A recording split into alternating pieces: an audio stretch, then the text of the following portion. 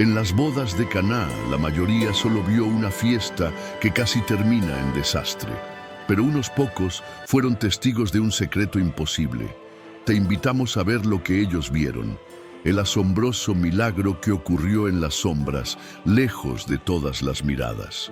En Caná de Galilea, el aire vibraba con una energía especial. El sol de la tarde bañaba las paredes de piedra de las casas con una luz dorada y cálida. No era un día común, era un día de pacto y celebración. Un día en que dos familias se convertían en una, y el pueblo entero parecía levitar en una nube de alegría contagiosa. Desde el patio central de la casa del novio escapaban las notas de la fiesta. El ritmo constante de un tambor de mano y la melodía aguda de una flauta de caña eran el corazón sonoro de la celebración. Las risas de los invitados se derramaban por las callejuelas, mezclándose con conversaciones animadas y el murmullo feliz de una comunidad reunida para festejar. La hospitalidad era sagrada, un pilar sobre el que descansaba el honor de la familia. Cada detalle, desde el pan dispuesto en las mesas hasta la última copa de vino, era una declaración de respeto y afecto. Fracasar en esta tarea no era una simple molestia, sino una mancha pública, una sombra que perduraría en la memoria del pueblo por mucho tiempo. El patio era un tapiz de colores vivos. Túnicas de lino teñidas de azafrán, índigo y carmesí se movían al compás del festejo. Los niños corrían entre los adultos, sus risas como campanillas, mientras los ancianos observaban desde los rincones más tranquilos, con sonrisas grabadas por el tiempo y la experiencia en sus rostros arrugados. En el centro de todo, el novio y la novia recibían las bendiciones de sus seres queridos. Sus ojos brillaban con la promesa de un futuro compartido. Su felicidad era el sol alrededor del cual giraba todo el universo de la fiesta, un testimonio viviente del amor y la esperanza que los había unido. Entre los rostros de los invitados había un grupo que observaba la escena con una calma particular. Un hombre de Nazaret, llamado Jesús, estaba allí. Había acudido no como un maestro en busca de discípulos, sino como un amigo, un familiar invitado a honrar esa unión y a compartir la alegría del momento. A su lado, sus primeros seguidores, aún conociendo al hombre al que habían decidido entregarle su lealtad. Pedro, Andrés y los otros, acostumbrados al olor a sal y al trabajo en el mar, miraban a su alrededor con asombro. Veían a su maestro moverse con naturalidad en este entorno, sonriendo y conversando, conectado a las alegrías profundas de su gente. El aire estaba impregnado del aroma del pan recién horneado, el perfume de las especias como el cardamomo y la canela, y el olor dulce de los higos y los dátiles. Los sirvientes se movían con agilidad, llenando una y otra vez las copas de barro con el vino tinto de la región, un vino que hablaba de buenas cosechas y de la generosidad de la tierra. Cerca de Jesús, su madre, María, conversaba con otras mujeres. Su mirada era serena, pero inmensamente atenta a cada detalle de la celebración. Conocía bien a los anfitriones y sentía como propia la responsabilidad de que todo saliera perfecto. Había en su semblante la sabiduría silenciosa de una madre que observa y cuida. La noche comenzaba a caer, pero la fiesta solo ganaba en intensidad. Las antorchas y las lámparas de aceite proyectaban sombras danzantes en las paredes, creando un espectáculo hipnótico. Era un momento perfecto, uno de esos instantes donde la felicidad es lo único real. Nadie podía imaginar que ese equilibrio estaba a punto de romperse. Sucedió discretamente, sin que el corazón de la fiesta se diera cuenta. Un sirviente, con el rostro perlado de sudor, inclinó una de las grandes jarras de vino para rellenar su vasija. Pero en lugar del sonido profundo y familiar del líquido vertiéndose, solo escuchó un eco hueco y seco. El vino se había acabado. El hombre se quedó inmóvil, con la jarra inclinada en sus manos. El pánico le subió por la garganta. Sus compañeros, al ver su extraña quietud, se acercaron. No hicieron falta palabras. El gesto de mostrar la boca de la vasija vacía fue una sentencia. Un murmullo de alarma, silencioso como una serpiente, comenzó a deslizarse entre el personal de servicio. La noticia llegó hasta el anfitrión. El sirviente principal se le acercó y le susurró la catástrofe al oído. La sonrisa del anfitrión se congeló, convirtiéndose en una máscara de cortesía. Un frío helado le recorrió la espalda, un miedo que iba más allá de la simple preocupación. El honor de su familia, su buen nombre en la comunidad, pendía de un hilo. En esa cultura, quedarse sin vino no era un error logístico. Era una ofensa a los invitados, una mancha en la reputación que sería recordada y contada durante generaciones. Significaba una falta de previsión y de generosidad que rompía con las leyes no escritas de la hospitalidad. La vergüenza sería profunda y duradera. Mientras los anfitriones y los sirvientes se movían con una urgencia disimulada, buscando una solución que no existía, la fiesta continuaba. La música no cesaba, las risas seguían resonando. Los invitados, ajenos a la crisis que se gestaba en las sombras, levantaban sus copas casi vacías, listos para un nuevo brindis que ya no podría ser servido.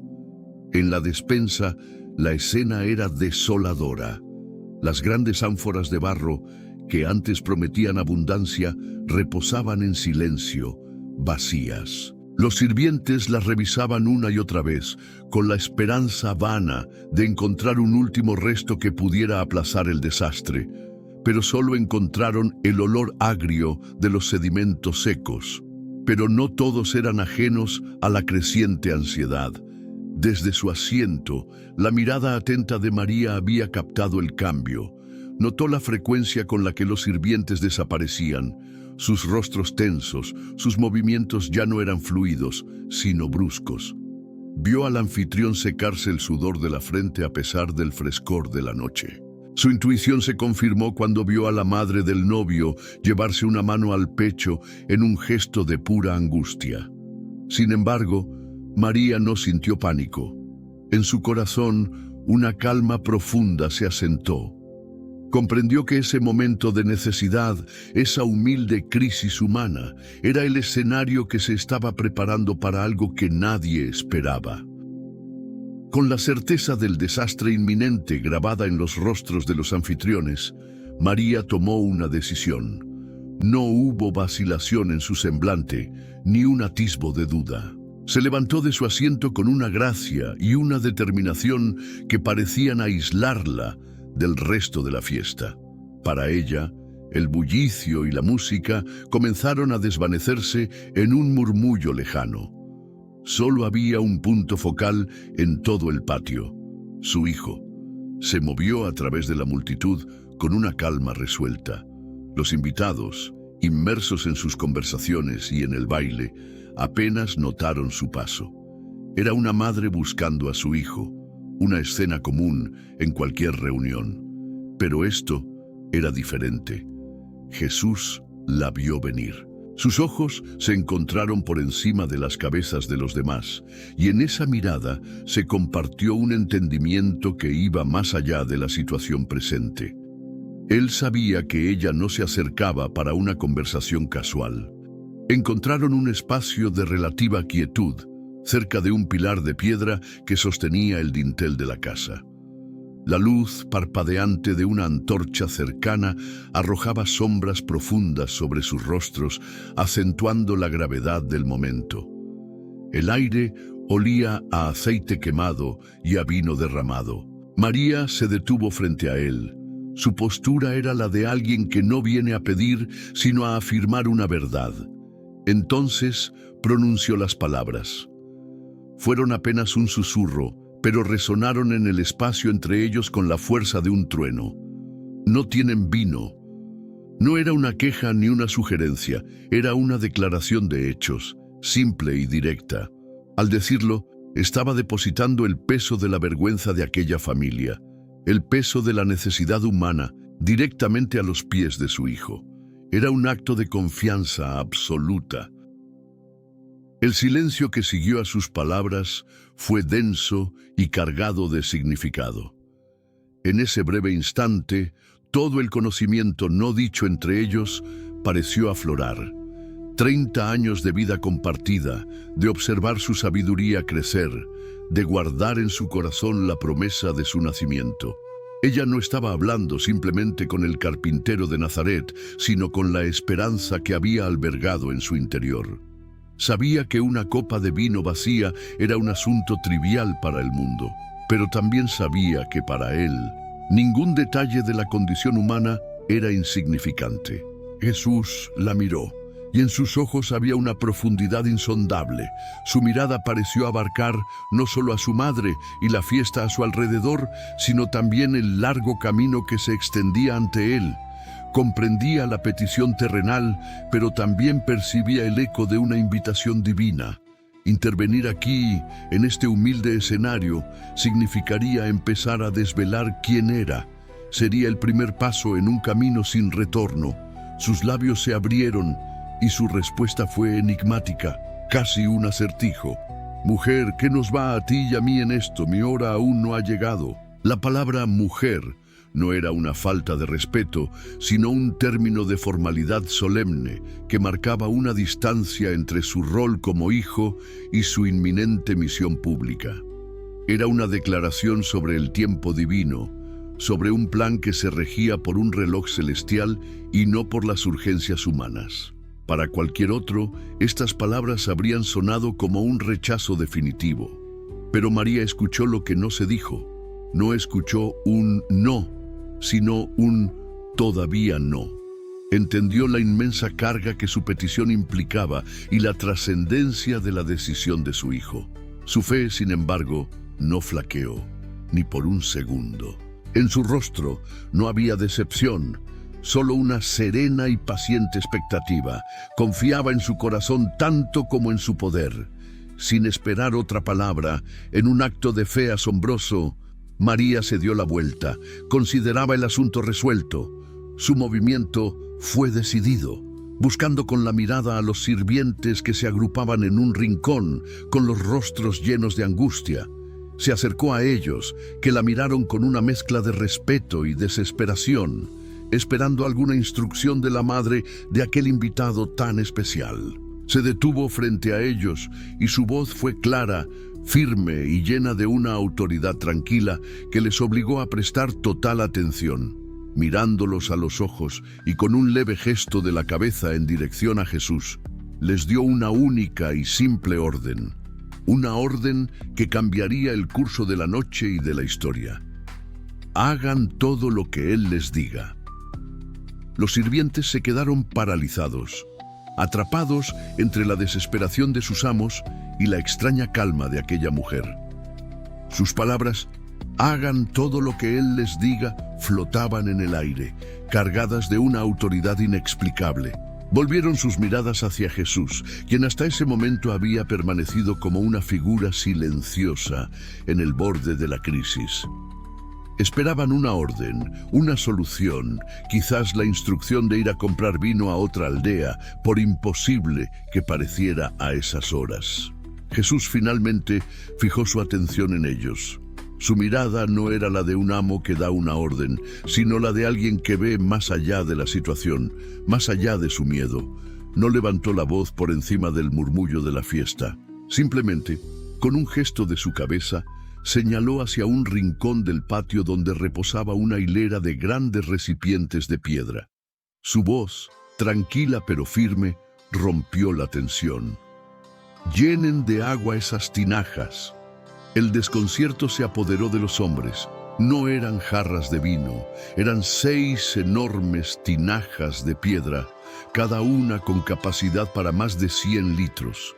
Estaban allí para los ritos de purificación, para que los invitados se lavaran las manos y los pies antes de entrar, un símbolo de limpieza ceremonial. Llenarlas de agua en medio de una crisis de vino no solo era inútil, era un acto que rozaba lo absurdo. El agua no podía apagar la sed de celebración. Por un instante, se miraron unos a otros, una pregunta silenciosa en sus ojos. ¿Era esto una especie de prueba, una extraña broma en el peor momento posible? El pánico de sus amos era real, la vergüenza era inminente. Sin embargo, algo en la serenidad de Jesús y en la fe inquebrantable de su madre los detuvo antes de protestar. Sin comprender, pero obligados por una autoridad que no podían explicar, tomaron una decisión. El chirrido de la polea del pozo fue el primer sonido de su obediencia, un sonido crudo y laborioso que cortó el aire festivo. El cubo de cuero descendió a la oscuridad y subió rebosante de agua fría y clara. El primer balde se vertió en la boca de una de las tinajas de piedra, y el sonido del agua golpeando el fondo vacío pareció resonar con la misma vacuidad que sentían en el estómago. Comenzó entonces un trabajo pesado y repetitivo, un viaje tras otro, desde el pozo hasta las tinajas. El peso de los cubos tensaba los músculos de sus brazos y espaldas. El agua se derramaba sobre sus sandalias, empapando el polvo del suelo. Trabajaban en un silencio concentrado, un equipo unido por un propósito incomprensible. El ruido de sus esfuerzos era una sinfonía de chapoteos, pasos apresurados y respiraciones fatigosas. Cumplieron la orden al pie de la letra con una precisión que nacía de la pura inercia de la obediencia. No se detuvieron cuando las tinajas estaban a medias, ni cuando estaban casi llenas. Siguieron vertiendo agua hasta que el líquido alcanzó el mismo borde de la piedra, hasta el límite. La superficie del agua, perfectamente quieta, reflejaba la luz danzante de las antorchas como un espejo oscuro y misterioso. Cuando la última gota fue vertida, se detuvieron con el pecho agitado por el esfuerzo. 6 tinajas de purificación, repletas de agua común, se volvieron hacia Jesús, esperando. ¿Y ahora qué? Habían hecho todo esto para nada. Él los había observado trabajar sin decir una palabra. Al ver que habían terminado, se acercó y miró el agua. Luego les dio la segunda orden, aún más desconcertante que la primera. Ahora saquen un poco y llévenselo al encargado del banquete. El terror helado reemplazó la confusión. Esto era un suicidio social, presentarle al catador principal, al experto en vinos, una copa de agua del pozo era una burla, un insulto flagrante que les costaría su trabajo y su reputación. Uno de ellos, temblando, tomó una pequeña jarra de servicio. La sumergió lentamente en la tinaja, el pánico atenazando su garganta. Estaba a punto de cometer el mayor error de su vida, confiando ciegamente en la palabra de un extraño predicador de Nazaret. Con la jarra en la mano, el sirviente emprendió el camino más largo de su vida. Eran apenas unos metros a través del patio, pero cada paso era una lucha contra el impulso de huir. Sentía las miradas de sus compañeros clavadas en su espalda y el sudor frío recorriendo su nuca.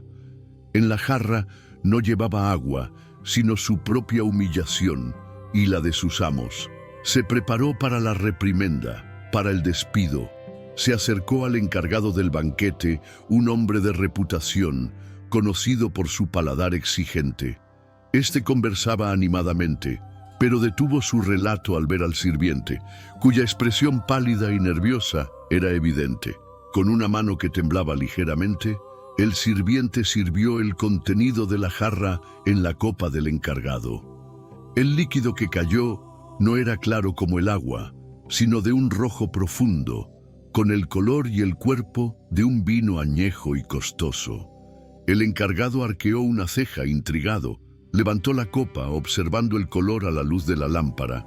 Lo hizo girar, notando cómo se adhería a las paredes de la copa una señal de su calidad. Se la llevó a la nariz y aspiró profundamente. Un aroma complejo, afrutado y especiado llenó sus sentidos. Su rostro, antes severo, se suavizó con sorpresa y placer. Tomó un sorbo. Lo mantuvo en su boca por un momento. Sus ojos se cerraron mientras su paladar descifraba las notas del sabor. Cuando los abrió de nuevo, había en ellos una expresión de incredulidad absoluta, de asombro profesional. Miró el contenido de la copa, luego al sirviente y de nuevo a la copa. Se quedó en silencio, procesando lo que acababa de probar. No era bueno, era perfecto. Con un gesto enérgico, hizo llamar al novio, quien se acercó, preocupado al ver la seriedad en el rostro del experto. Pero el encargado no estaba enojado, estaba eufórico. Le dio una palmada en la espalda y exclamó con una voz que todos a su alrededor pudieron oír: «Todo el mundo sirve primero el buen vino, y cuando los invitados ya han bebido mucho, entonces sirve el inferior». Hizo una pausa, levantando la copa hacia el novio para enfatizar sus siguientes palabras. «Pero tú has guardado el mejor vino para el final».